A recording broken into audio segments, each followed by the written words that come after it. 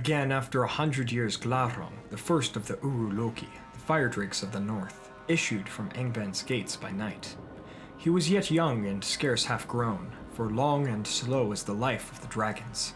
But the elves fled before him to arid Wethrin and Dorthonion in dismay, and he defiled the fields of Ard Galan. Then Fingon, prince of Hithlum, rode against him with archers on horseback, and hemmed him round with a ring of swift riders, and Glaurung could not endure their darts, being not yet come to his full armory, and he fled back to Angband, and came not forth again for many years. Greetings and well met, my friends. Yoiston here, and I hope you all are doing well, wherever you are in Middle-earth. Today we will be discussing the dragons once again, as I felt it was necessary to remake this Old Beings of Middle-earth video. After learning much about the dragons over the years, I feel that I have more to add to their stories this time around. I'll link some related articles that helped in the creation of today's video in the description, and I'll also link some related videos there and in the cards above. Thank you all for joining me today. Let's begin our tale. During the first age of Arda, the Noldor and their allies had pressed Morgoth into a siege, and he was forced to swell his numbers within his fortress of Angband. To break the siege, he needed more than orcs and balrogs alone, so he created the Uruk-loki, the fire drakes or dragons.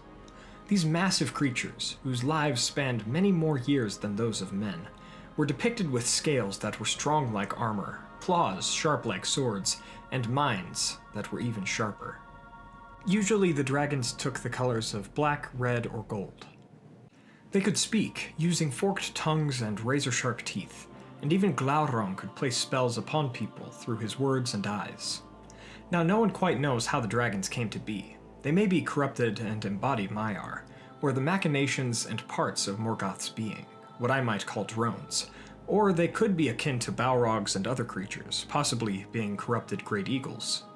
I doubt they had Fear or spirits unless they were Maiar or something else, as they were just likely the perverted creations of Melkor's essence. I'll link a discussion thread in the description below that pertains to all of this.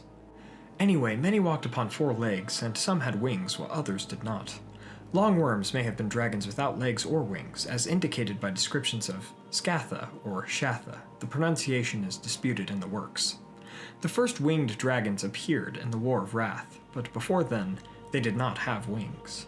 Another distinction is that some dragons were fire drakes and could thus breathe fire, while others were cold drakes and could not breathe fire, nor likely frost or anything else. I should also mention that the Lost Road and other writings mention spark dragons, that perhaps give off light, and fish dragons or sea serpents, a group that the Watcher in the Water may perhaps belong to. The canon nature of the non-fire and cold drakes may be disputed, however. The fire drakes are more renowned of the dragons, while the other drakes also served Melkor or Morgoth, and would afterwards inhabit the far north regions of Middle-earth and the Grey Mountains. We will talk more about those dragons later. For now, let's talk about the father of dragons, Glaurung. He first appeared during the Siege of Angband in the year 260 of the First Age. He issued forth from Angband against the elves, but he was not at his full strength or stature, and while he pushed the Noldor from Ard Galan and defiled such lands, he was quickly pushed back to Angband by Fingon and his company of mounted archers. Since his natural armor was not fully grown, he could not endure the arrows, and Morgoth was not pleased that his servant had revealed himself thusly, and he would not send forth anything from Angband for nigh 200 years, until 455 of the First Age and the Dagor Bragolok. During the Battle of Sudden Flame, Glaurung issued forth once again, but now he had grown and come into his strength, so he led the assault. He led Balrogs and Orcs against the Noldor and their allies, and Glaurung specifically went east against the Sons of Feanor, and he would burn the land between the arms of the Gelion River after defeating riders amongst the elves upon the plain of Lothlin, and coming through the pass of Maglor's Gap. After this, Glaurung would return to Angband. Thus, the Union of Maethros marched against Angband in 472 of the First Age, and Glaurung and his brood came to battle in the early hours of the third morning. They would have destroyed the Noldor had it not been for the Naugrim, the dwarves, who stood against Glaurung and his brood. The dwarves of Belegost could withstand fire better than their allies, for they wore great masks that were hideous to look upon, but gave them protection nonetheless. And they surrounded Glaurung, hacking at him with their axes, until he struck down their dwarven lord Azakal, and as he crawled over the dwarf, Azakal drove a knife into his belly, causing the dragon along with many beasts to flee back to Angband, leaving the Balrogs to finish the battle, even as the dwarves took Azakal's body away from the battle and sang a dirge as they went. Thus started the great animosity between dwarves and dragons.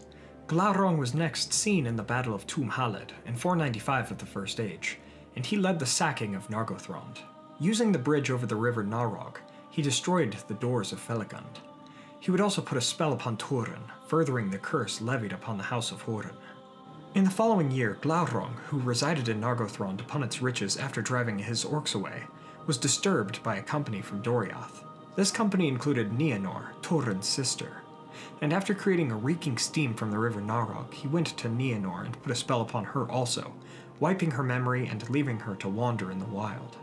Thorin would unknowingly meet his sister, and as he did not recognize her and Nienor did not remember him due to Glaurung, they fell in love and were wed. Then, in 498 of the First Age, Glaurung sent orcs against Brethil, where Thorin and Nienor lived with other woodsmen, and after Thorin revealed himself there, Glaurung came forth the next summer. As Glaurung attempted to cross the gorge of Cabad in Aras to find Thorin and his folk, he was stabbed by Thorin and his sword Gurthang. Before he died, his blood rendered Thorin unconscious, and with his final breath the dragon revealed the truth of his spell to Nienor, who came to the scene of the battle. Glaurung thus died, and Nienor, who thought Thorin was dead, was filled with grief, and leapt into Cabad in Aras. After awakening, Thorin learned what had happened from Brandir, a witness of the scene, and so he cast himself upon his sword. Thus Glaurung, the father of dragons, was finally ended, but of all dragons he perhaps dealt the most personal damage to the Free Peoples. Moving on to the other dragons, I'm unsure if they are the children of Glaurung or if they were artificially made, with Glaurung's title of Father of Dragons just being a title and nothing more. Next, we will talk about the Beast of Gondolin, who was a fire drake during the fall of Gondolin, according to the Book of Lost Tales Part 2. All we know is that this dragon fought during the fall of Gondolin in 510 of the First Age, and it either died or stayed with Morgoth's forces afterwards. It carried Balrogs upon its back into the battle, and entered the city through a breach in the wall and sent forth flame in the streets. Apparently, it almost slew Tur and Ecthelion with its feet, and Tur stabbed him in the foot. We know nothing else about this creature and any of the other drakes that took part in the battle. Now we come to the fearsome Ancalagon the Black, largest and mightiest of the dragons of Middle-earth. He, along with some other smaller dragons, were the first of the winged dragons to appear in Middle-earth, and they fought in the War of Wrath after the Balrogs were defeated and driven off. The dragons pushed the Valar and their host back until the coming of Earendil and the Eagles of Manwë, and together they threw down Ancalagon and his dragons before the rising of the sun, and Ancalagon's massive body broke the Thangorodrim. This would lead to the final defeat of Melkor or Morgoth in the First Age. I should also mention Gostir and his older name Gorthir, which are briefly mentioned in the Lost Road and other writings, and we only know that he was a dragon of Morgoth at some point in the writings of Tolkien. Perhaps he would have been one of the many dragons of the First Age. Anyway, let's move on to the Third Age, as that is the next time we read about dragons. Most, if not all of the dragons went north into the Grey Mountains and beyond. Around the year 2000 of the Third Age, Fram, who was a man of the Eotheid, the ancestors of the Rohirrim, slew Scatha, a longworm of the Grey Mountains who had taken a horde of the dwarves.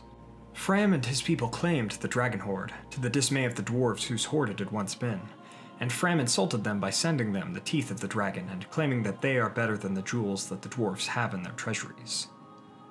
It's possible that the dwarves killed him for such insults, but the horde, or at least a part of it, went to the Eotheid, and it is from this horde that the Horn of the Mark, given to Merry from Éowyn, came. The Eotheid also named the town Framsburg after Fram, their hero who had saved them from the dragon. Speaking of the dragons of the north, the dwarves would fight them in the War of the Dwarves and Dragons, after the dragons stole and plundered the halls and wealth of the dwarves of that land. It is perhaps in and before this war that the dwarves lost 4 of their 7 rings of power to the dragons, who consumed them. After the deaths of King Dain I and his son Fror by a cold drake outside of one of their halls, King Thror led his folk back to Erebor in 2590 of the Third Age, but they would only be safe from the dragons for so long. In 2770 of the Third Age, Smaug attacked Dale and Erebor, and he took the Lonely Mountain and its horde for himself, driving the dwarves into exile, But the quest of Erebor would see the return of the dwarves to their mountain, some dialogue between Bilbo and Smaug after the Hobbit had stolen a golden cup and enraged the dragon, and we would also see the exchange of wit between the dragon and the Hobbit. Of all the dragons, Smaug and Glaurung speak the most in Tolkien's works. Eventually, Bilbo reveals to a thrush the weakness of Smaug's underbelly, and the dragon destroys the mountainside before heading to Lake Town, burning it before being shot by Bard the bowman, who was told the weak point of the dragon by the thrush. Thus Smaug, who is the last named dragon in Middle-earth's history, met his end. But Smaug was likely not the last dragon, as there were quite possibly other cold drakes in the north, even at the end of the Third Age.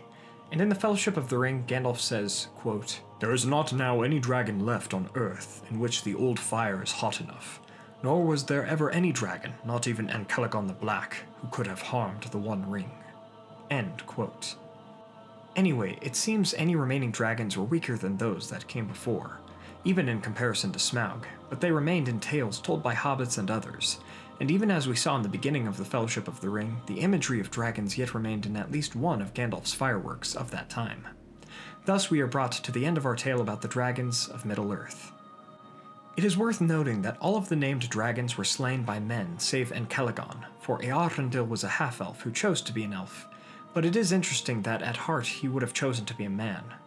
Even the death of Ancalagon by Eärendil and the eagles is similar to the death of Smaug by Bard and the thrush. These may be just coincidences, or it may be that Tolkien wrote the fall of the dragons that way on purpose. It means something indeed that the courage of men is greater than the strength of the dragons, some of the most powerful evils to ever live in Arda. From the dragons of Middle-earth, we see the danger of weapons of mass destruction, especially when such weapons or their masters are driven by greed or evil. The only way we can defeat such darkness is to stand together against these weapons and their masters with courage. Thank you all so much for watching. I hope you all enjoyed today's episode. In truth, I'm glad I updated this, as I still have my old script and video, and I find them severely lacking in many details about the dragons. So I'm glad I could make this episode better for all of you. For more details about the stories and descriptions concerning the dragons, check out the articles in the description as well as almost any of the main stories in Tolkien's Legendarium. If you enjoyed today's episode, please hit that like button and share this with a friend. What are your thoughts about the dragons? Let me know in the comments below. Also, since I've updated my Balrogs of Middle-earth video as well, who do you think would win in a duel, a dragon or a Balrog? I might have to make a video about that sometime with my thoughts on the answer, but in short I think a dragon would win in most cases, as they were created to cause mass destruction that Balrogs couldn't create, and the former are far more intelligent than the latter. The dragons of Tolkien's works are quite fascinating to me, as they're both intelligent and devastating. Also, please check out our music channel, Facebook, Twitter, merch, and Patreon for a podcast and Discord server in the description below, and don't forget to subscribe and hit that bell button to join the Men of the West and all of the Free Peoples today. And I will see you all again next week with an epic character history on Círdan the Shipwright, who is a very underappreciated and not well-known elf in Middle-earth's history. My friends, as always, thank you all for joining me on this adventure. Until the next one.